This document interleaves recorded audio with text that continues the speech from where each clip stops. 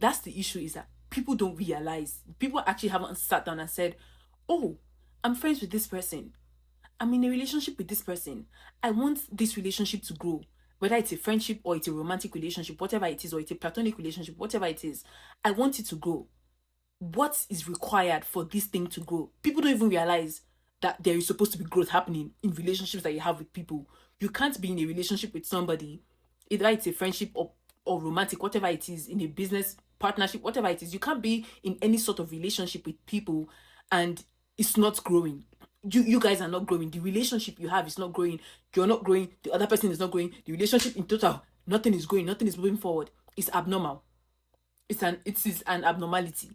So people don't even realize. I don't think, like, some people haven't even come to that awareness that growth is a major requirement with relationships. There has to be growth. There has to be some sort of value that both parties are getting from each other. There has to be some sort of value that both parties are providing to each other to maintain that constant relationship. Look at an ordinary plant that you have.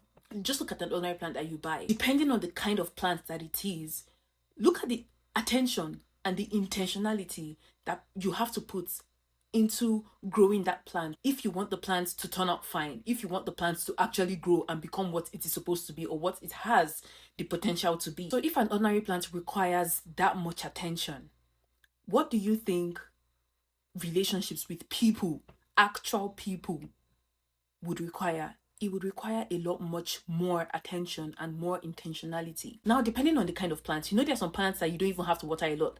Some people don't like stress, right? Some people tell you, oh, I don't like stress. Just give me plants that I don't need to water a lot. I don't need to bother about where I put it. I think they call them like in-house plants. And there's some certain in-house plants that, they don't require that much sunlight. Like, it's low energy, it's low maintenance, right? So that's your goal. You already know.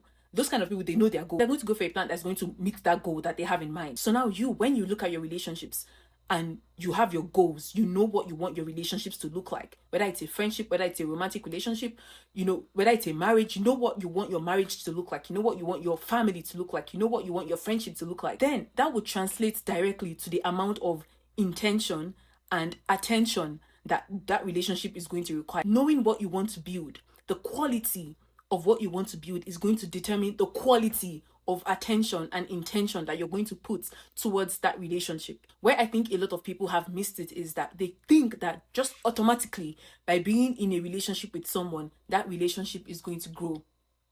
That is where we're missing it. The fact that I'm your friend and you're my friend doesn't mean that our friendship is growing. The fact that I'm in a relationship with you, or the fact that you're my husband or I'm your wife, doesn't mean that our relationship is